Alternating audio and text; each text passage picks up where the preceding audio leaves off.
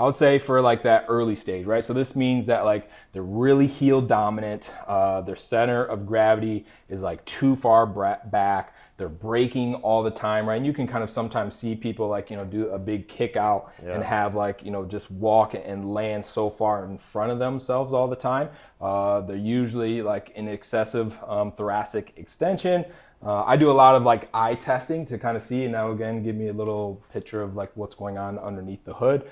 So they struggle to do, like this is a convergence divergence drill where you're like just looking at your thumb and then you're looking at a distant object and going like back and forth between the two. That'll help me kind of find, because if they struggle to converge and look at something because they're so used to like being in this like backwards position here, they can see far, but they actually struggle to like get clear on something really close. So that can help me double confirm that, where they're at in that.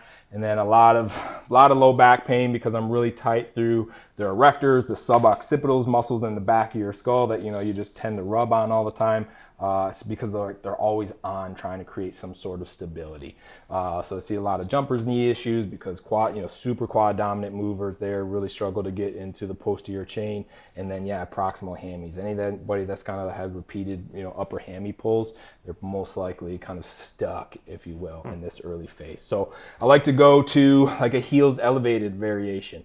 Weirdly enough, that moves the center of gravity forward a little bit. So tons of variations here, but if we just go heels elevated, and then you reach your hands out in front of you as well. Usually I go palms forward, good. And then just start, my main cues here is to, why don't you pop back up for a second. Number one, on your way down, I just want you to search for your midfoot, right? You're really heel heavy. So I want you to feel like your feet are flattening just a bit on the way down and you're just searching for some sort of midfoot contact. Okay.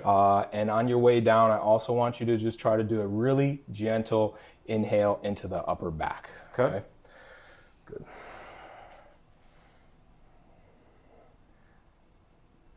Nice. Good. Come on up. Beautiful. Go again. Beauty.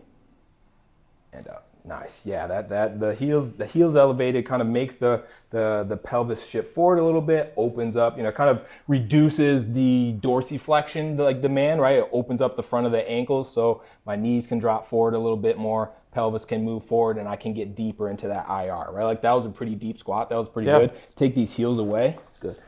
Try that again and see how comfortable that really feels as far as deep. Now, obviously, you're a coach and work on mobility, but it probably doesn't feel as good, right? You're a little bit more kind of hinged over there, right? So the heels elevated definitely